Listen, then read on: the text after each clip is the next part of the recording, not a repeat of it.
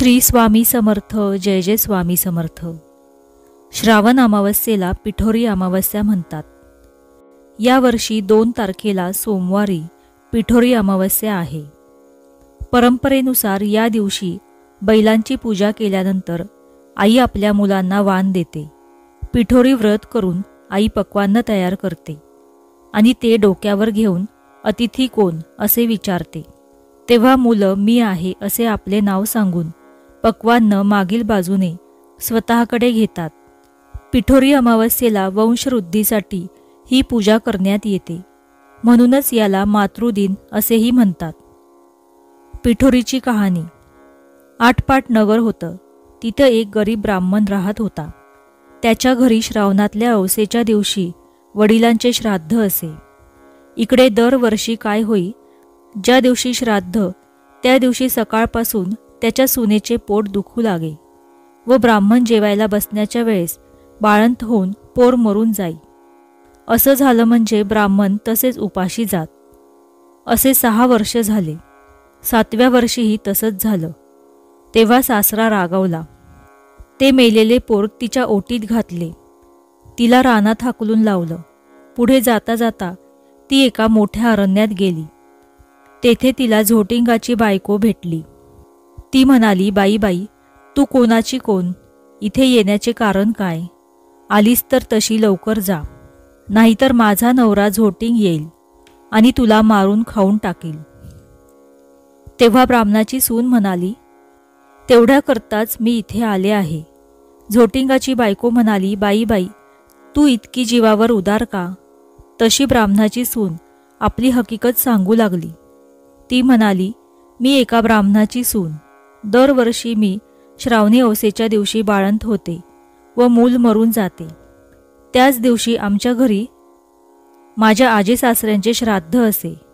माझे असं झालं म्हणजे श्राद्धास आलेले ब्राह्मण उपाशी जात. अशी 6 बाळंतपणं झाली माझी.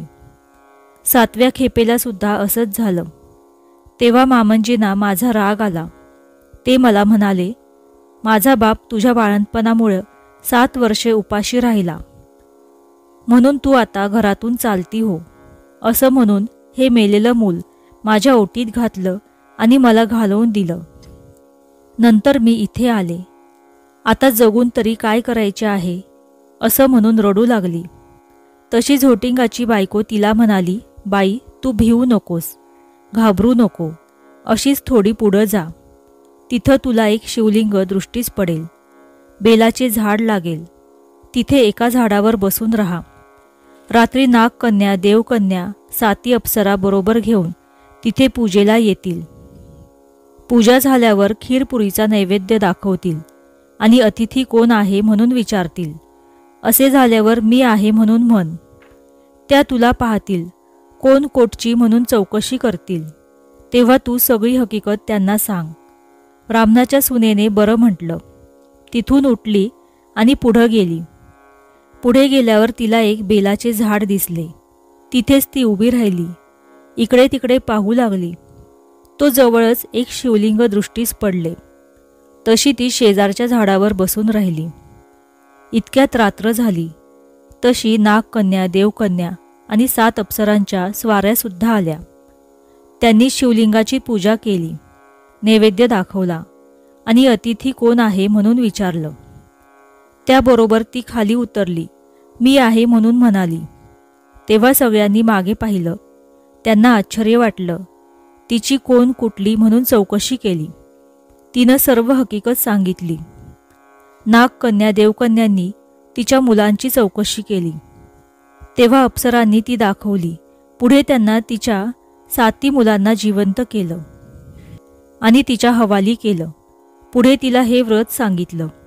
64 योगिनींची पूजा करायला सांगितली आणि मृत्यूलोकी हे व्रत प्रकट करायला सांगितलं. तशी तिने विचारलं, ह्याने काय होतं? अप्सरांनी सांगितलं, हे व्रत केले म्हणजे मूलबाळ दगावत नाही, सुख समाधानात राहतात. पुढे ती त्यांना नमस्कार करून निघाली. ती आपल्या गावात आली. लोकांनी हिला पाहिलं. ब्राह्मणांना जाऊन सांगितलं, भटजी भटजी, तुमची सून घरी येत आहे. त्याला ते खोटं वाटलं. तो अर्धघटकेनं पाहू लागला. तो मुलबाळ दृष्टीस पडू लागली. पाठीमागून सुनेला पाहिलं. तसा उठला आणि घरात गेला. मुठभर तांदूळ, तांब्याभर पाणी आणलं. तांदूळ सुनेवरून आणि मुलांवरून ओवाळून टाकून दिले. हातपाय धुवून घरात आला.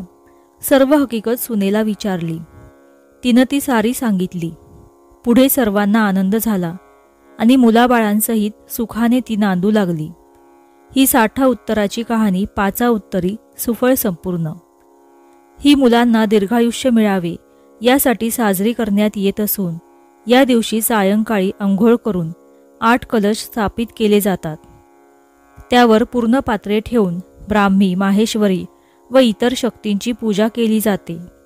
तांदुळाच्या राशीवर 64 योगिनींना आवाहन देऊन पिठाच्या मूर्ती तयार केल्या जातात.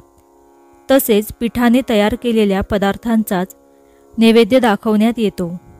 नैवेद्याला वालाचं बिरडं, माठाची भाजी, तांदळाची खीर, पुऱ्या, साटोरी आणि वडे तयार करण्यात येतात. अशा रीतीने हे व्रत पूर्ण केले म्हणजे अखंड सौभाग्य व दीर्घायू पुत्र होतात. श्रीराम जय राम जय जय राम. श्री स्वामी समर्थ.